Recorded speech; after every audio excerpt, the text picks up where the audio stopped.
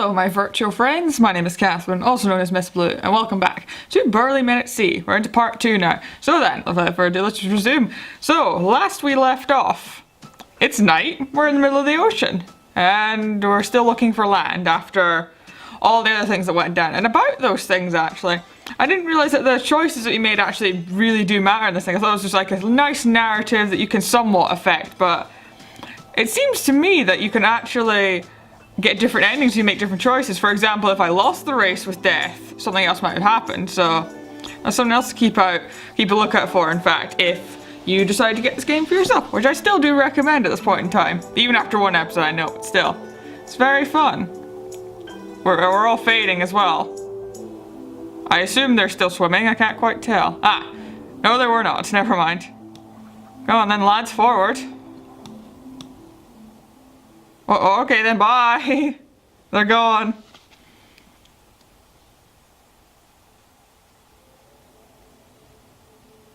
Okay. Is that a Leviathan or something? Hello? Well met, bearded travelers. The voice is deep, musical. Okay. Hello? Stammers Braybeard, wonder apparent on his face. Ah, that's my wondrous face. You've seen much this day, she continues smiling. The men nod, unnecessarily. Just like that, I think. You have not seen all, she peers at each of them. Other paths lie untrodden behind you. If it is in your hearts to seek these paths, another day awaits. Hasty Beard clears his throat nervously. Pardon me interruption, ma'am. We've no longer any true vessel with which to seek them. Lost at sea she was, in a whale.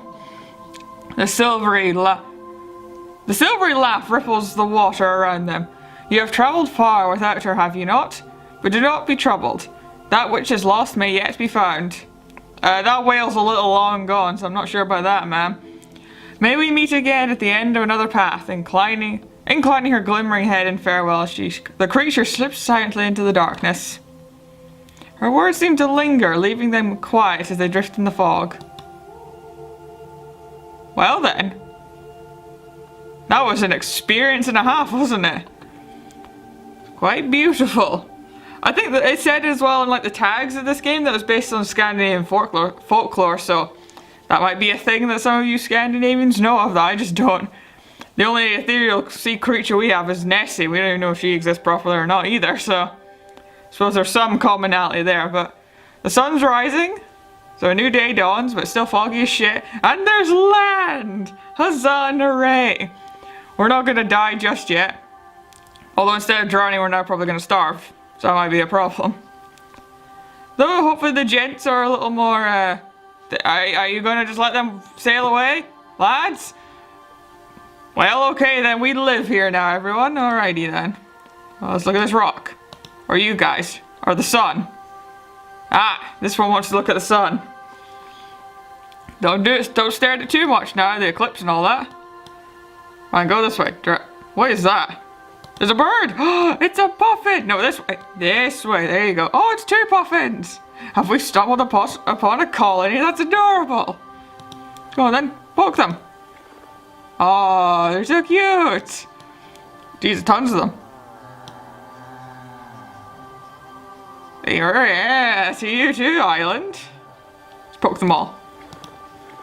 Yeah, oh, they're so sweet. Anyway, moving on.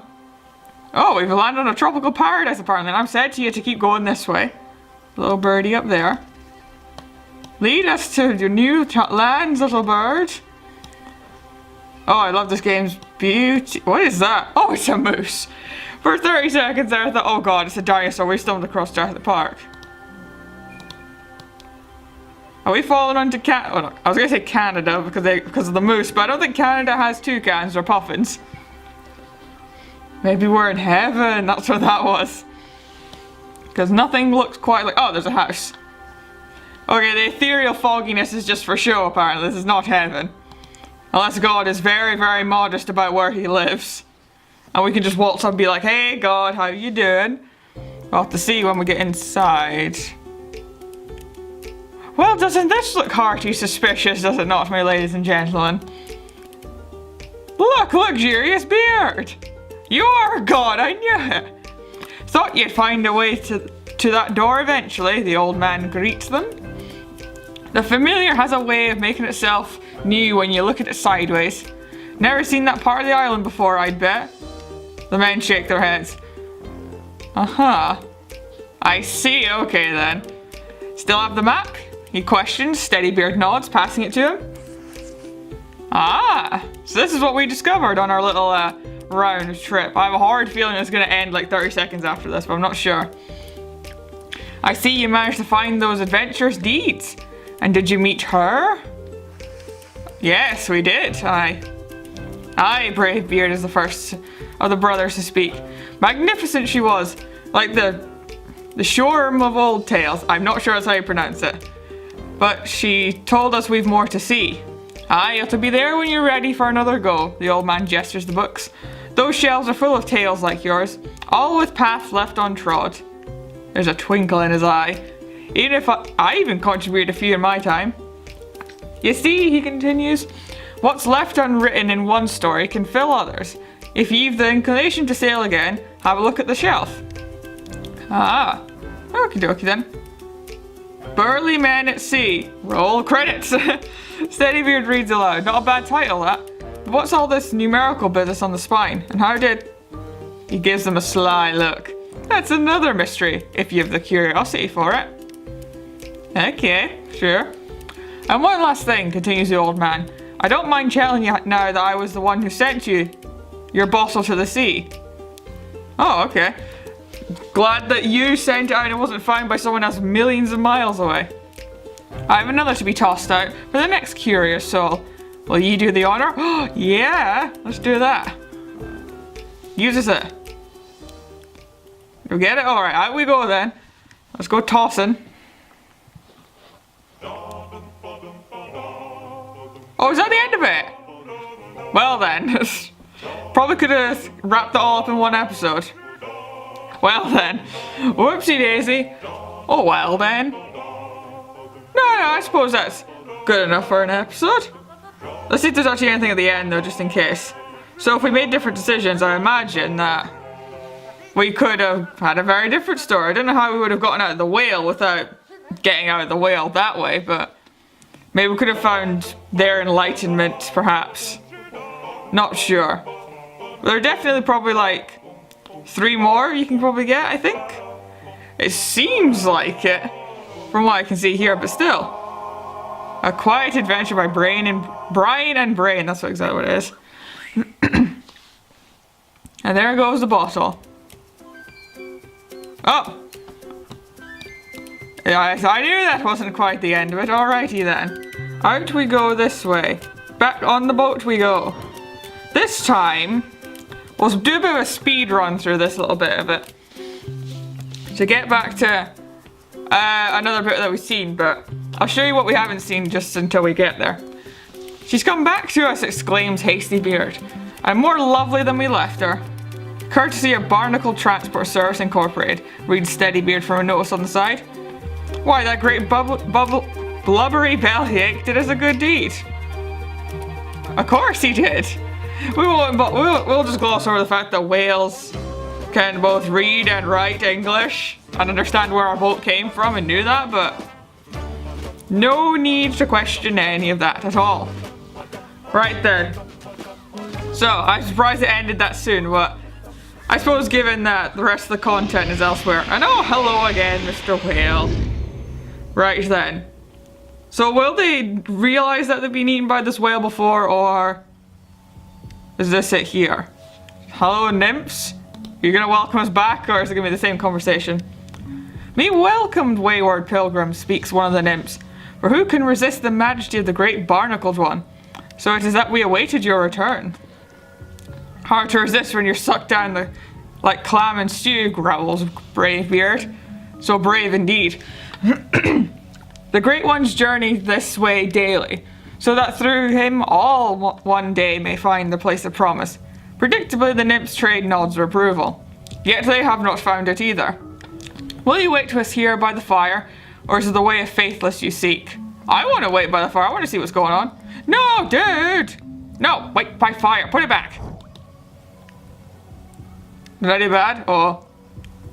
The men fidget for a moment as Steadybeard clears the throat. You don't mind our intrusion, we'll wait here with you fellas. There we go, that's what I wanted to do. Sit, friends. For those who follow the Great One, there is no mind. Aye, that's plain, grins Bravebeard. The three men sit. Here we go then, right. New things are happening. We're gonna go to the promised land, everybody. Woohoo. There's silence as the nymphs begin to speak in turn. The Great One's kindness is as... I didn't even see half of that. Genetically modified potatoes begin... The men begin to nod off, now catching only pieces of nonsensical exchange. They fall into deep sleep. Okay, get what that's blinking now. Biodiversity. A very modern terms for you lot. Final stop. Please exit through the front with your belongings.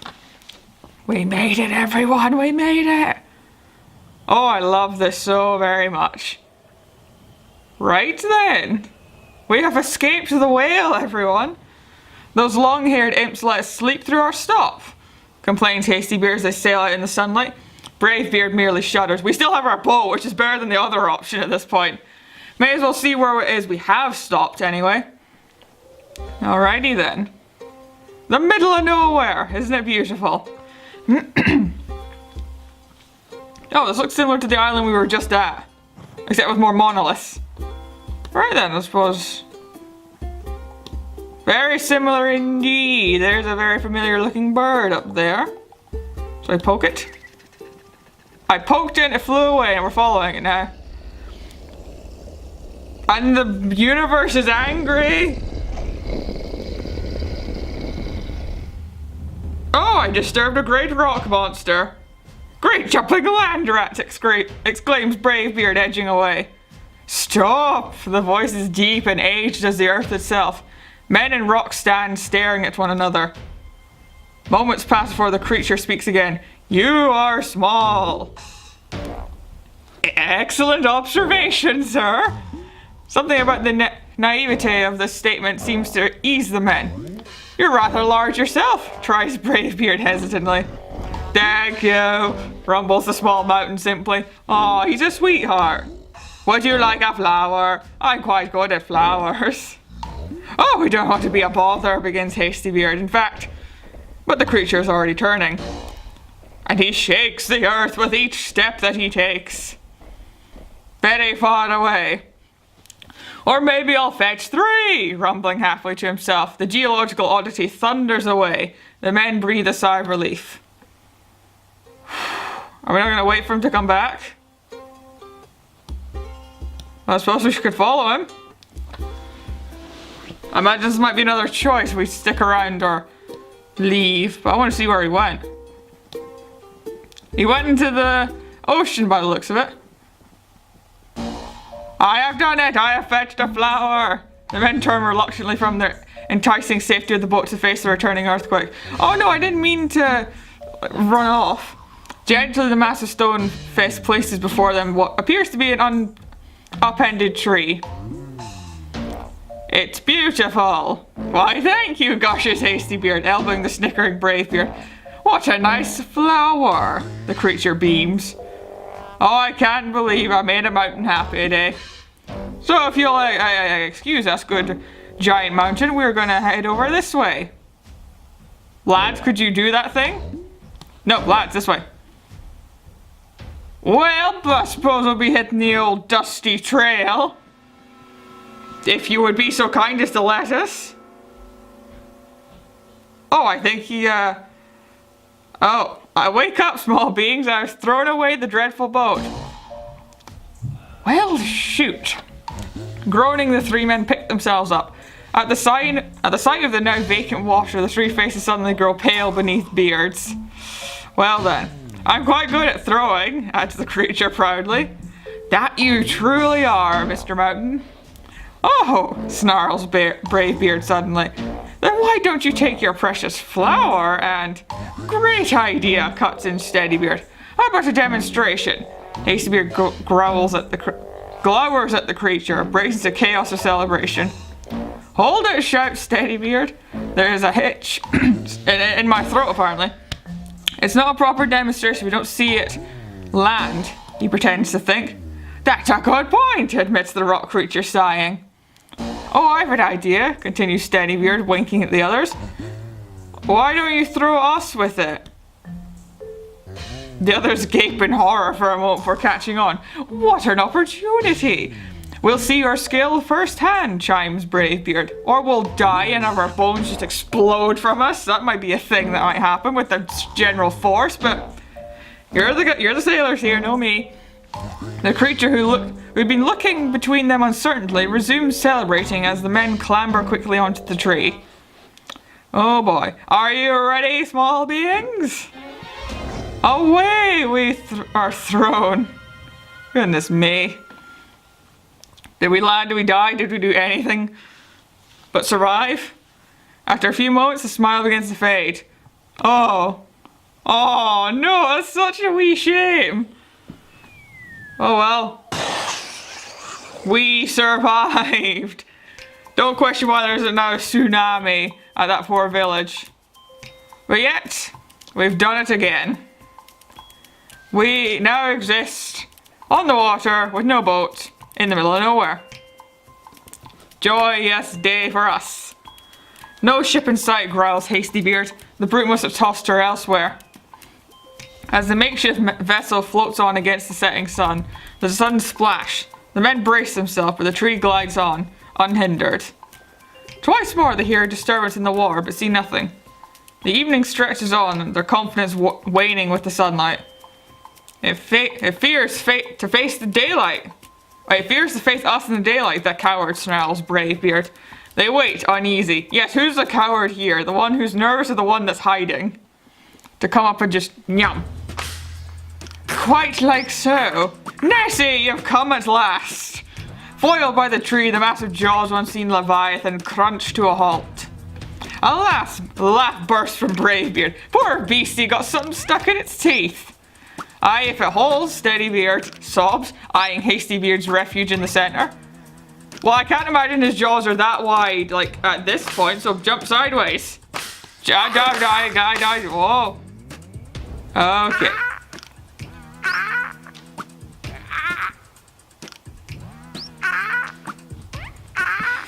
What am I doing?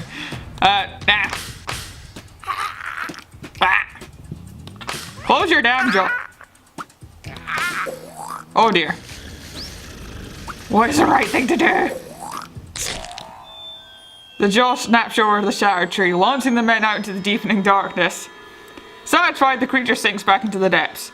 Okay then, I thought I was gonna have to do one of those horror movies I've heard of where like you snap the jaws open like that. But no, we just snapped it up and they're fine. Good. So this adventure's going a lot more wayward than the last one did. At least we weren't... I was gonna say, well, at least we weren't in the face of death at one point, but yeah. We physically were, but no matter. Unsure which way is up, the men struggle to surface the empty dark water.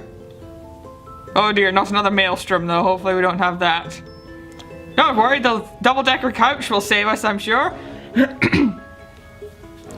Apparently no sign of that. Do I swim? I do not see my mouse, so I apparently do not swim.